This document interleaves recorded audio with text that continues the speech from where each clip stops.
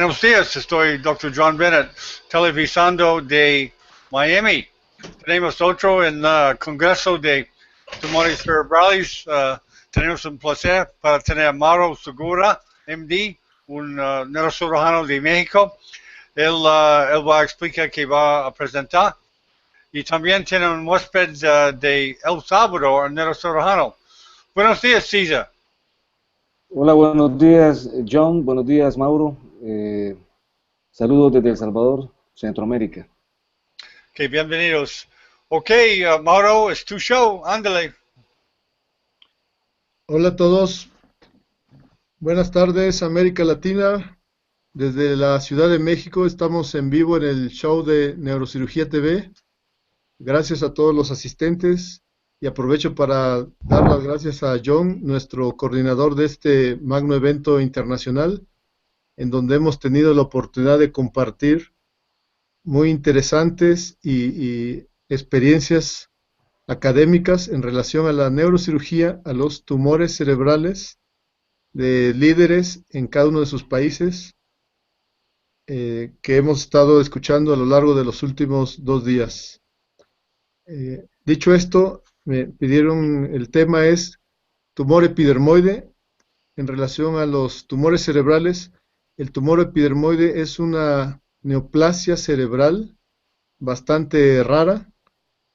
Sin embargo, nosotros en los últimos 14 años de experiencia hemos tenido la oportunidad de atender un grupo de 10 pacientes, los cuales les voy a presentar en las siguientes diapositivas.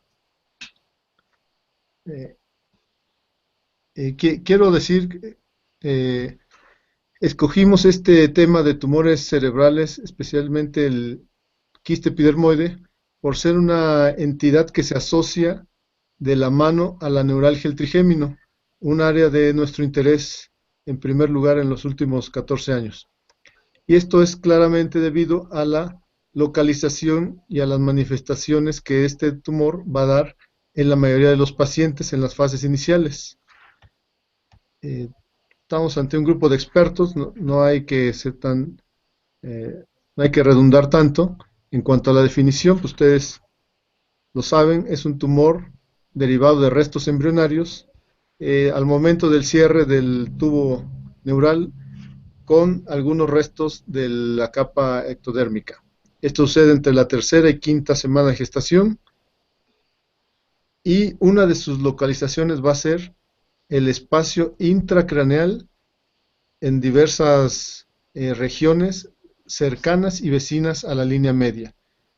En particular, nosotros hemos resumido en esta presentación 10 casos que se han localizado en el ángulo pontocerebeloso.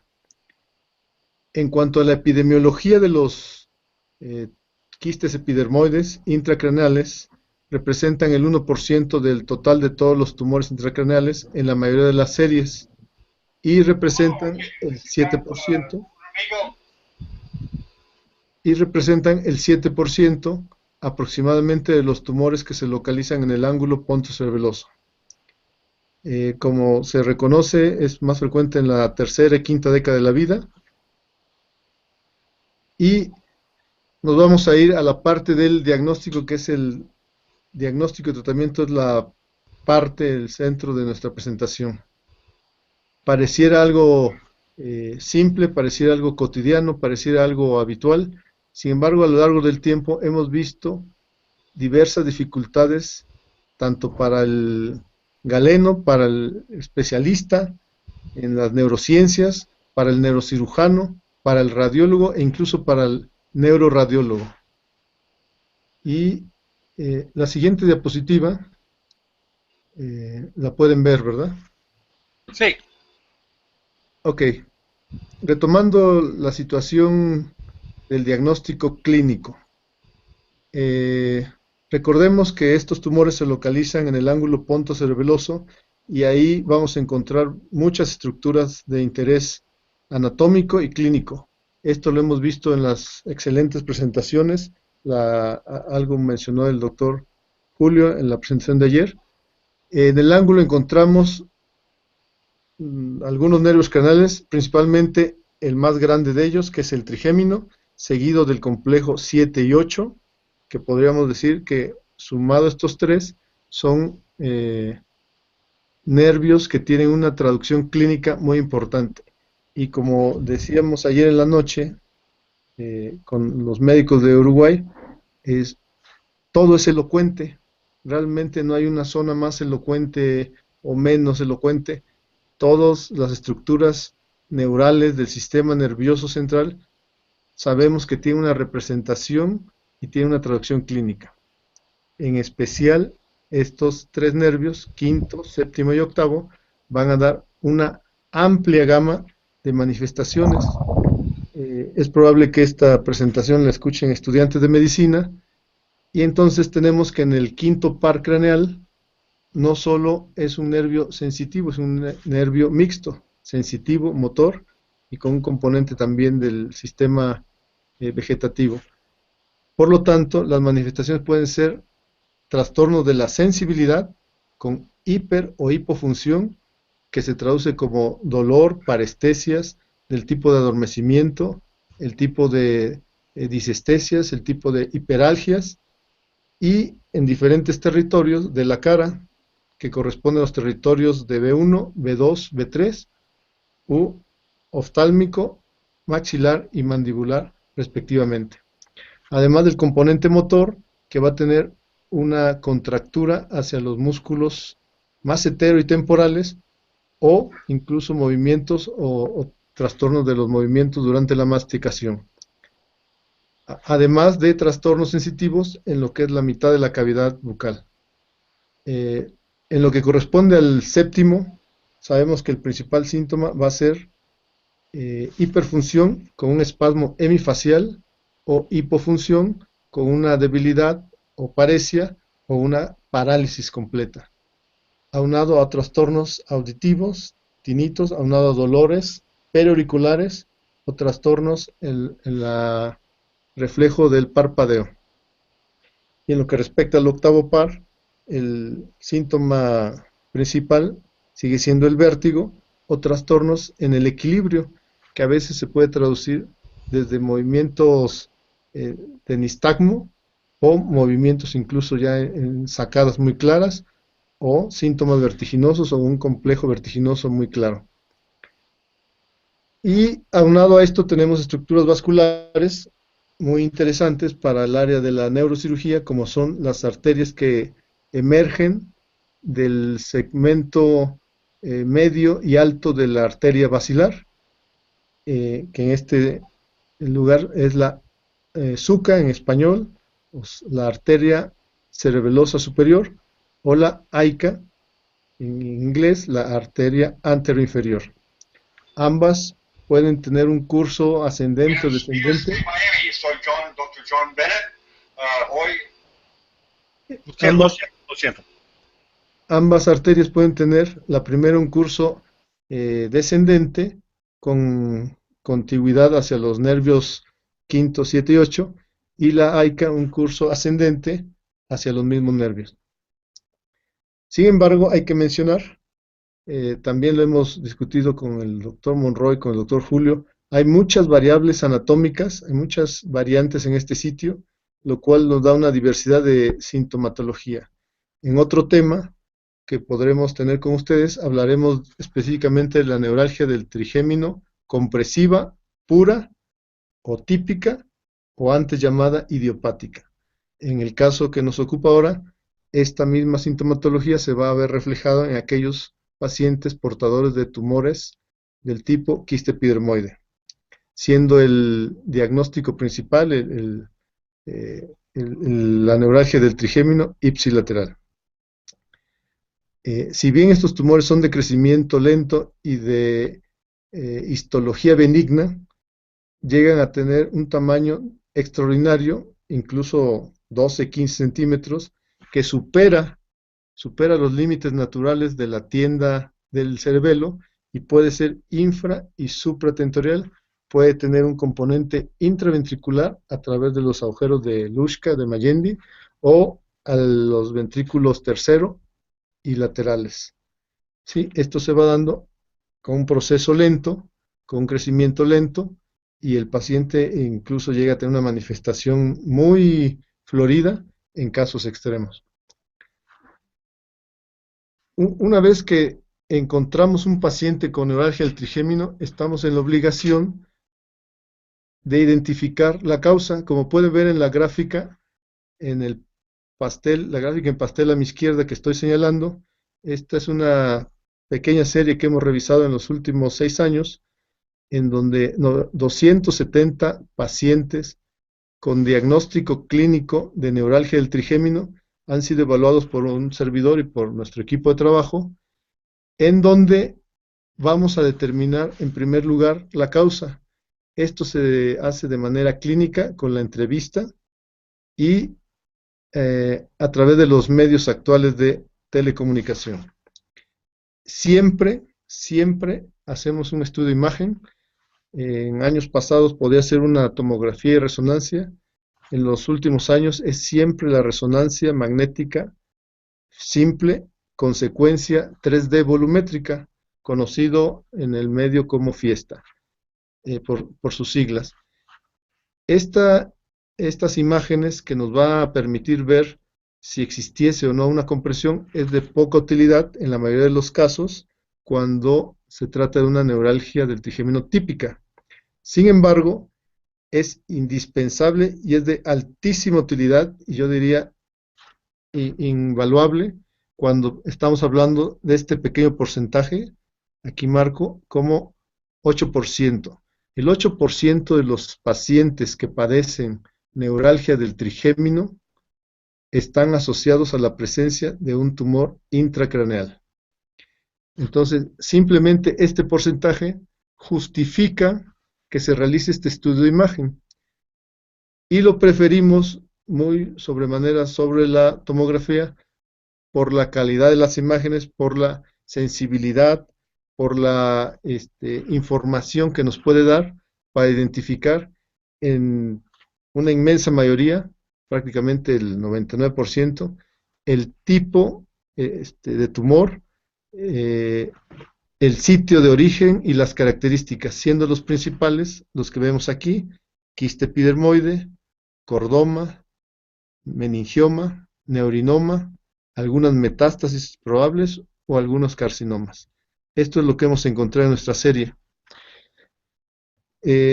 Reitero, es para no dejar aquí inconcluso o dejar una duda a los estudiantes de medicina, a los neurólogos, a los radiólogos generales que no tienen esa experiencia diaria con tumores cerebrales. La resonancia magnética de la actual de 1.3, 1.5 o de 3 teslas nos permite identificar con en un bajo porcentaje, cercano al 8-10%, la compresión vascular.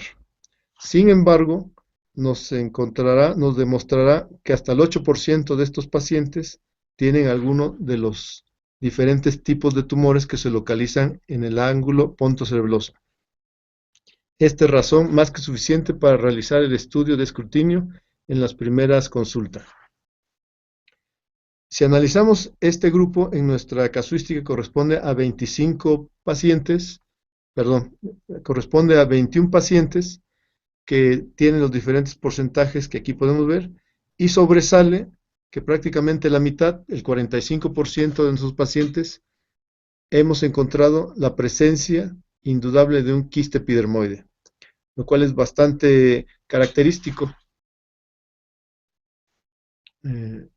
Aquí está. Okay.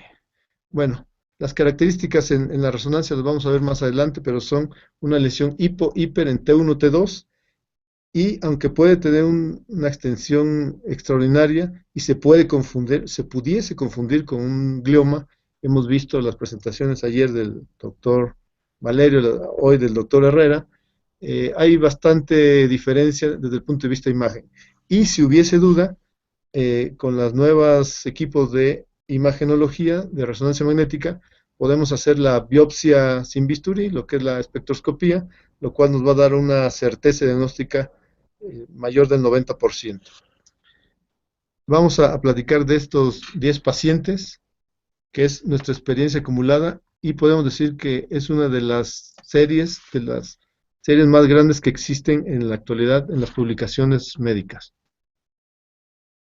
¿Por qué al doctor Segura, por qué a nuestro grupo nos toca recibir pacientes con este diagnóstico tan infrecuente? Bueno, a través de la tecnología, como ahora lo estamos haciendo para este primer congreso online, también hacemos nosotros desde hace casi una década telemedicina, lo que es Telemed. Nosotros trabajamos a través de los recursos actuales. Esto es una idea que exportamos desde hace 14 años que regresamos de Japón, en donde podemos tener contacto personalizado, contacto cercano, contacto a través de los diferentes herramientas de telemedicina con pacientes de diferentes países. En este momento es en Latinoamérica y próximamente abrimos esto a diferentes idiomas, también a través de aplicaciones y aditamentos que existen en la actualidad. Así tenemos, y llama mucho la atención, que de nuestra serie, iniciada en 2010 a la fecha, estamos hablando de 270 pacientes que han recibido el beneficio de la cirugía. 60% han viajado de cualquier ciudad de nuestro país, de México, de la ciudad más al norte, Tijuana, hacia el sur, hacia el este, y tenemos acá diferentes registros de pacientes. Sobresalen gente que hace el viaje desde Colombia, Ecuador, Perú, sobre todo, y algunos otros países, ¿no? Y aquí podemos ver la tendencia a lo largo del tiempo. Entonces, en este universo, y si recordamos que corresponde al 8%, y de ese 8%, la mitad corresponde a quiste epidermoide del ángulo cerebeloso, bueno, es lo que nos ha permitido tener la experiencia que ahora estamos compartiendo con ustedes. En la siguiente diapositiva que están ustedes viendo, aquí analizamos de manera sucinta nuestra experiencia en cuanto a la distribución por grupos de edad. En décadas, esta es una distribución arbitraria, pero podemos ver algunas cosas muy interesantes. La curva que estoy en este momento apuntando es una línea azul oscura, corresponde a la curva que está y aparece en la mayoría de las publicaciones anglosajonas, en donde podemos ver la curva de House, un predominio hacia los 40 y 60 y 70 años de pacientes con neuralgia del trigémino y con una tendencia hacia la tercera edad que llamamos 80-90 años, 70, 80 y 90 años. Sin embargo, y quiero que pongamos atención aquí, en la segunda línea que estoy en este momento señalando, podemos ver completamente una curva de Gauss muy diferente, ¿sí? Esta se extiende en las primeras décadas y empieza con la segunda década de la vida, entre 10, 19 años. Podemos ver que aquí hay un gap, una diferencia que es muy notable entre las publicaciones anglosajonas y lo que nosotros venimos observando de nuestra población latina. Y esto tiene varias explicaciones.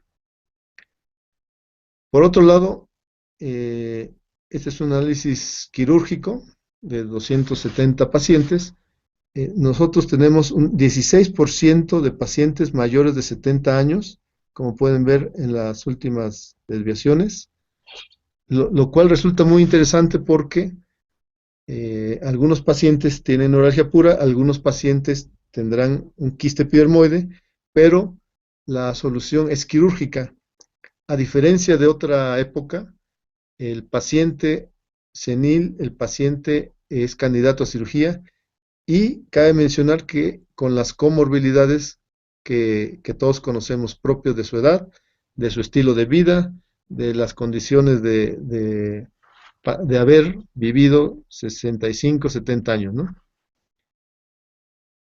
Por otro lado, en esta curva, en esta gráfica, vemos que resaltan aquí pacientes de la segunda década va subiendo la tercera década y aquí ya la cuarta década de la vida empiezan a igualarse a la gráfica anterior. Esto lo hemos analizado y hay varios factores. El primero de ellos, la atención a través de nuestro servicio de telemedicina, la atención en países latinoamericanos por la accesibilidad resulta un poco incongruente, pero es más accesible que un paciente se atienda más rápido en nuestros países que en Estados Unidos, por las cuestiones de servicios de salud, por lo que discutíamos ayer con John, Valerio y Griselda, el sistema de seguridad jurídico de salud es muy diferente en Estados Unidos a nuestros países. Tenemos más cercanía, más comunicación y podemos atender al paciente y pedirle un estudio.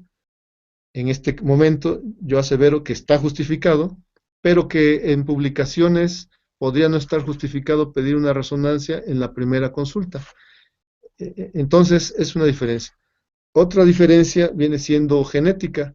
La genética en la población anglosajona pues es meramente de otro tipo, y en nuestros países, destacando México, destacando Perú y seguramente Brasil, pero no tengo ese registro, tenemos una mezcla racial importante. Esta entidad está relacionada en algún porcentaje con las variantes anatómicas propias de esa mezcla racial. Estamos hablando de lo que sucedió en la cámara, en el espacio intracraneal de pacientes o de personas que vemos un cruce entre,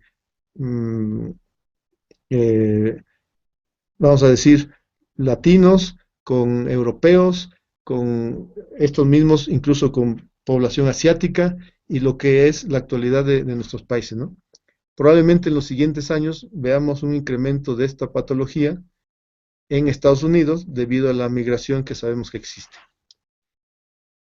Y otro punto importante que quiero destacar aquí, esta población que estoy señalando, que es menor de 30 años, destaca que tenemos en ese grupo 70% de nuestros pacientes. Son 7 pacientes, aquí podemos ver la tabla, de 21 a 33, de 31 a 44. Estos 7 pacientes aparecen en los primeros años. ¿Qué quiere decir? Que un paciente que debuta con neuralgia del trigémino en las primeras 4 décadas de la vida tiene un alto porcentaje de ser atribuido o causado o asociado a la presencia de un tumor. Entre ellos el quiste epidermoide, sin embargo existen los otros que les hemos venido mencionando. Por otro lado, hay casos aislados que se van a seguir presentando en mayores de 60, 61 años y que no podemos minimizar. La siguiente diapositiva es un poco para presentar también lo que hemos observado en los últimos años. Los pacientes los hemos dividido aquí. Esta propuesta fue presentada hace 2 años en el Congreso de Miami con el doctor José Valerio, y vemos en la fase inicial la mitad de los pacientes están en esta fase, ¿sí? Sin embargo, regresando a la diapositiva anterior, cualquiera de estos pacientes podría estar causado por la presencia de un tumor. No necesariamente habrá que esperar este espacio de tiempo, no necesariamente todos los pacientes tienen que pasar toda esta curva de tratamiento farmacológico, tratamientos paliativos, como son la ablación, la compresión con globo, la radiocirugía, sino una vez determinado que se trata de un tumor, tendremos que abordarlo como un tumor. Bueno, aquí para el diagnóstico de imagen les voy a presentar unos breves videos que hemos reconstruido con los estudios de 3D. Hay que mencionar que en los últimos años ha avanzado la tecnología y nos permite tener estas imágenes. La tomografía es algo que ya se sabe hace muchas décadas, tiene poca utilidad en la fosa posterior, excepto en lesiones muy grandes, evidentes, en donde pues todavía tiene ventajas la resonancia sobre la tomografía. En este pequeño video pueden ver, es una mujer joven del grupo, veintitantos años, y aquí voy a poner el cursor.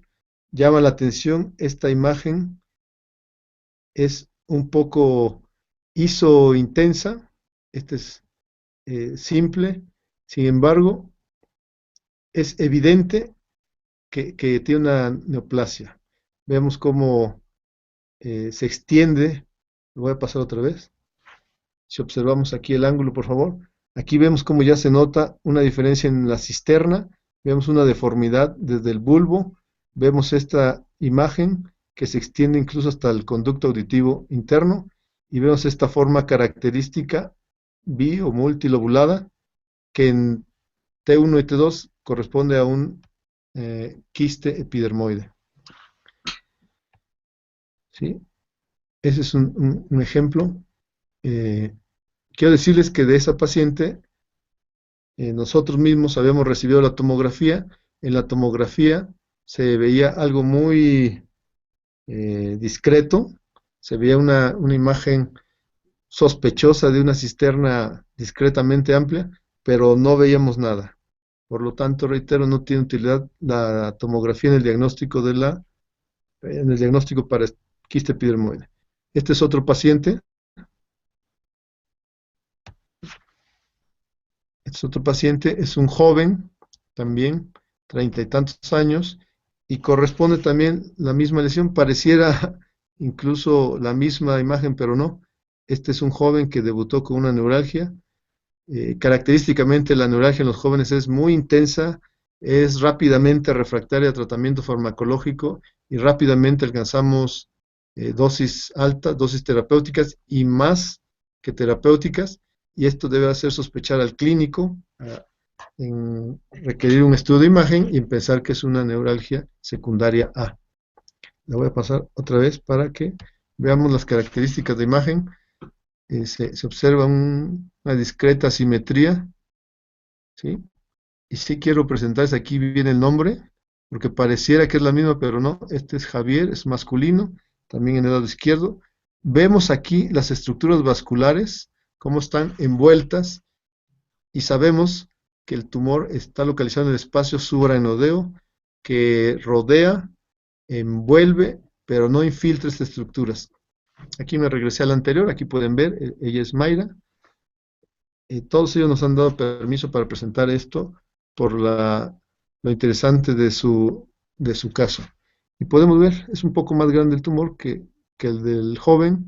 Aquí vemos la extensión, vemos cómo no infiltra, vemos cómo está bien delimitado y característicamente, como ustedes saben, no refuerza con el medio de contraste, únicamente tiene las características de grasa al hacer las diferentes secuencias en T1 y T2, y a veces puede haber un componente intraaxial, pero es que se va introduciendo, va extendiendo a través de alguno de los surcos y las fisuras. Nunca infiltra el parénquima.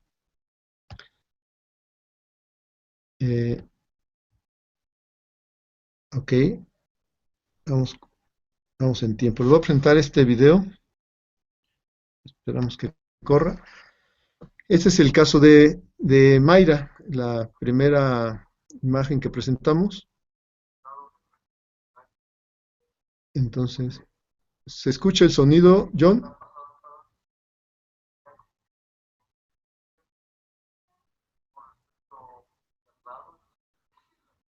Bueno, aquí estamos describiendo las características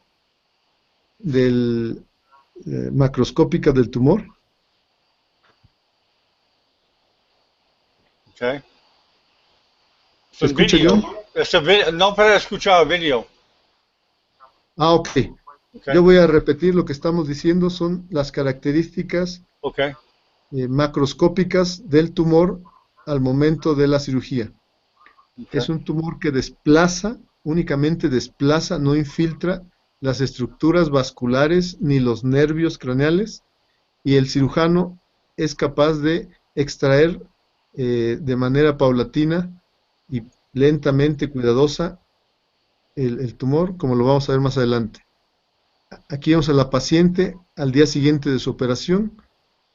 Como ustedes van a ver, nosotros hacemos un abordaje asterional modificado de llaneta. Es una pequeña incisión a través del lado retromastoideo. Y aquí pueden ver, Mayra, cómo nos describe la extensión de su dolor, que iba desde la parte más alta de la región facial, la región malar, como señala ella, el oído, mandibular, e incluso se irradiaba al hombro. Esto es por la extensión y compromiso hacia los pares bajos.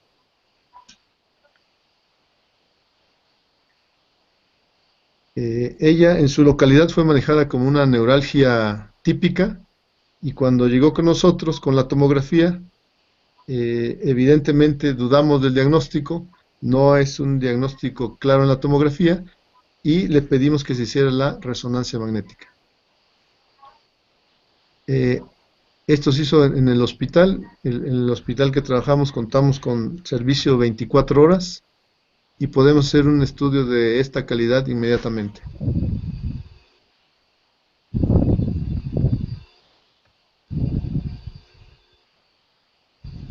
Ok. Ella sigue describiendo su padecer. Desgraciadamente estos pacientes tienen un curso largo a través del tiempo, porque empiezan con visitas al odontólogo, al maxilofacial, al neurólogo, al otorrino, y como dice aquí, descubrimos en el momento de la resonancia con el paciente en nuestro hospital que el hallazgo correspondía claramente a un quiste epidermoide.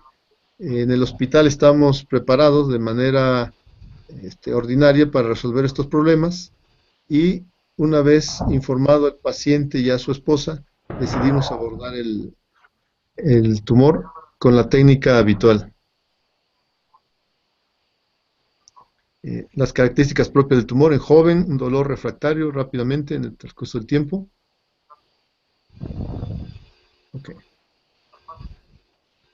Aquí vemos, es el mismo estudio. Aquí la flecha señala claramente la parte más oscura, que corresponde a una imagen ISO intensa, que ocupa toda la cisterna del ángulo pontoceluloso. Tiene una extensión hacia la cisterna interpeduncular, hacia la región prepontina, y aquí tenemos una vista quirúrgica a través del microscopio de alta definición quirúrgico.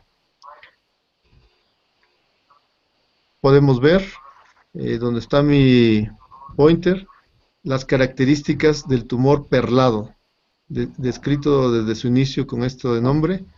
Aquí nosotros vamos extrayendo de manera cuidadosa este material sebáceo.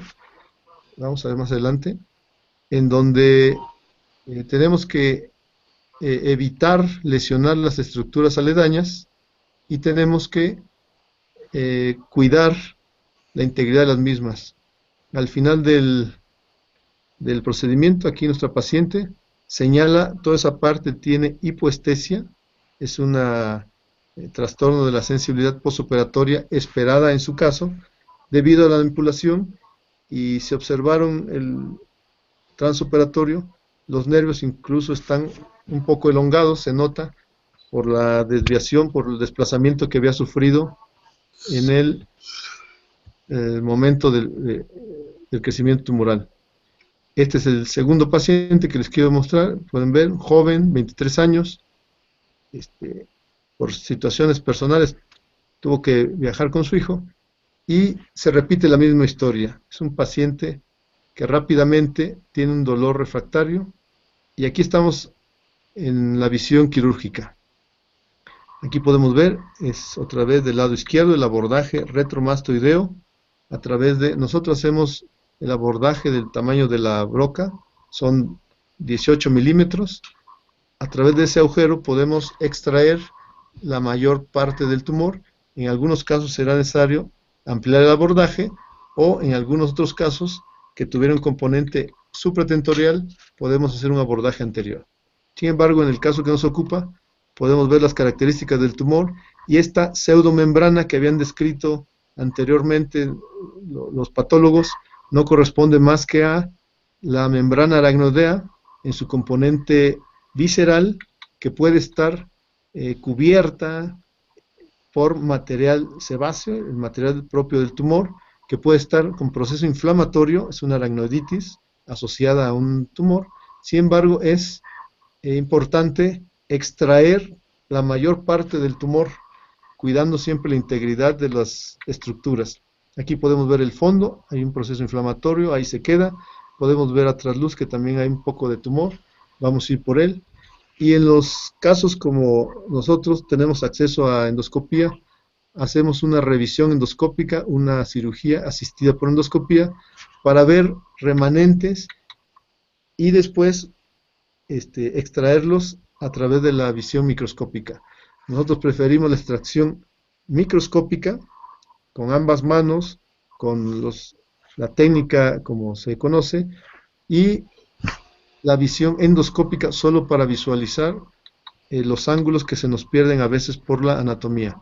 Aquí podemos ver cómo una vez que habíamos retirado lo grueso, hicimos una revisión y encontramos todavía este componente basal residual. Se sigue haciendo una extracción. Quiero mencionar que aquí la cámara está acelerada, pero hacemos esta cirugía de manera muy cuidadosa para evitar lesionar estas estructuras vasculares. Aquí es importante cuidar, evitar, y si observamos un vasoespasmo arterial, en ese momento hacer medidas para revertirlo. Seguimos aquí viendo la extracción. En una de las partes más extremas vemos cómo se puede aspirar gentilmente. No es indispensable, pero quienes tenemos el recurso podemos usar un aspirador ultrasónico o podemos usar el simple aspirador habitual. Aquí si ven el nervio que estoy aquí señalando y las estructuras vasculares están elongadas, deformadas por la presencia per se del quiste. Vemos el límite, no es necesario extraer esa pseudomembrana y nuestra recomendación es dejarla porque podemos causar un daño vascular por tratar de extraer esa membrana. Sabemos por las publicaciones que ha hecho en los últimos años el grupo del Instituto Nacional de Neurología en México, que este tumor puede tener una recurrencia a 15, 20, 25 años, y les aseguro que eso es mucho mejor que obsesionarse con una extracción exhaustiva de la membrana que puede causar una lesión irreversible o la muerte. Aquí vemos al fondo ya el lecho quirúrgico, la arteria basilar, y quedamos muy satisfechos con la extracción. Y el paciente el día siguiente pues está, como lo vieron ahí, cargando a su bebé.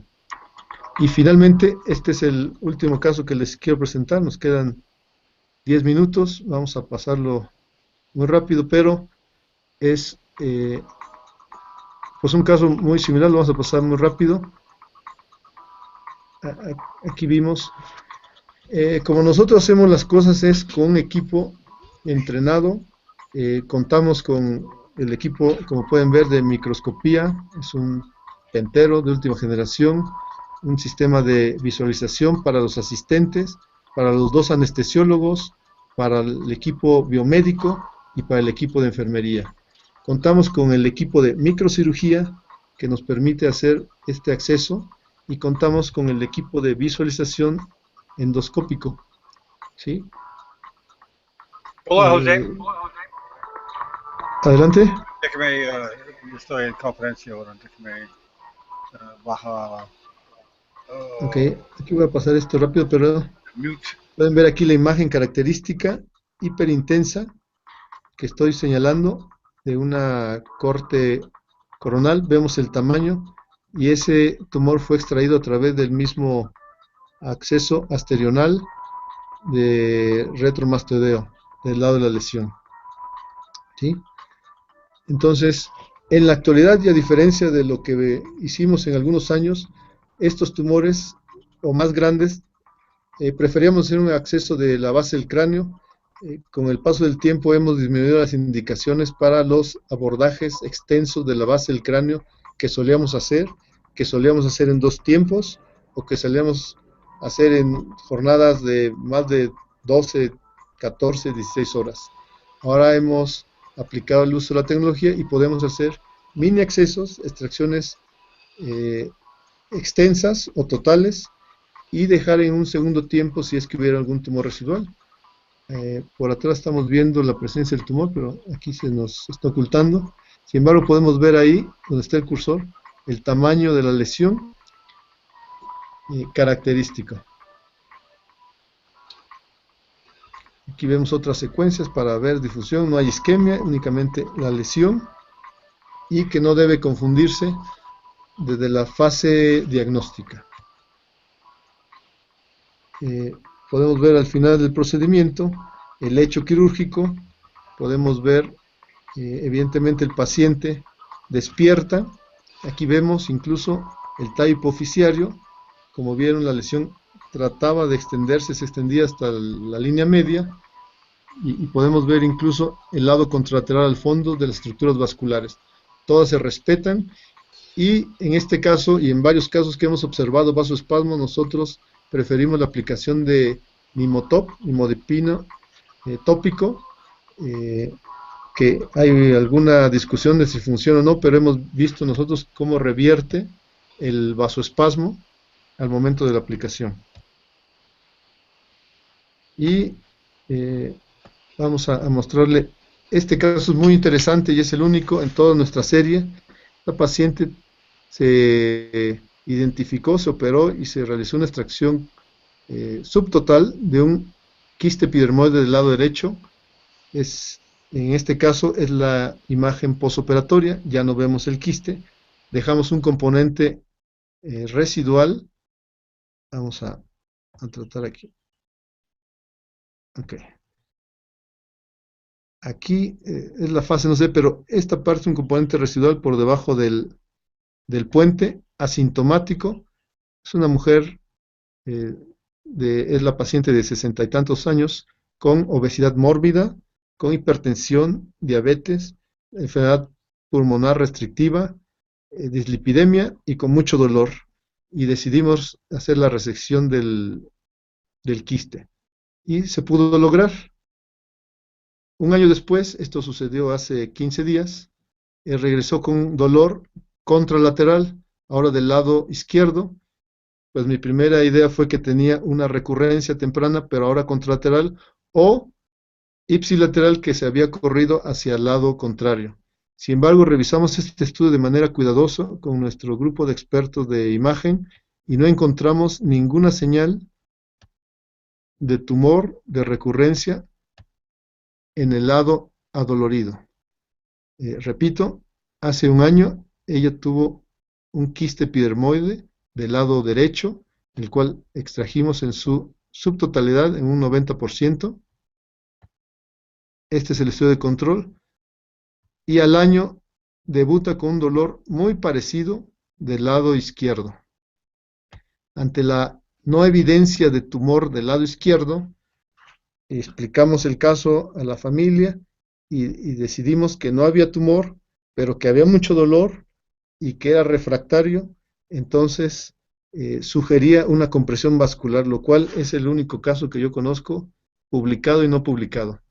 Realizamos la cirugía y se pudo hacer, es este su resumen, una neuralgia bilateral de un lado compresivo, del lado derecho, y del lado derecho es tumoral y del lado izquierdo compresivo.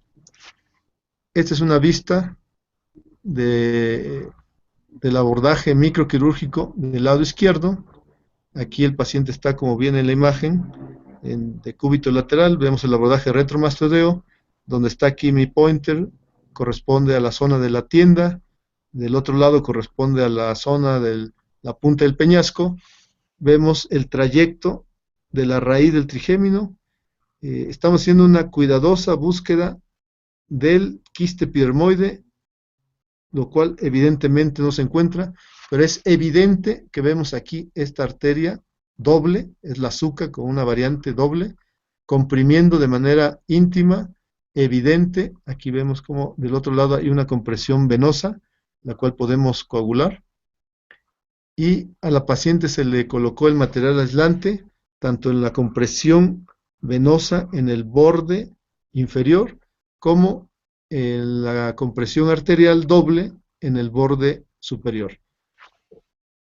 Es para nosotros indispensable y lo decimos todos los días, el diagnóstico es clínico, el estudio de imagen nos va a apoyar para descartar tumores y en el caso de esta paciente con un tumor previo del lado contralateral, pues nos permitió confirmar el diagnóstico y hacer nuestro tratamiento quirúrgico.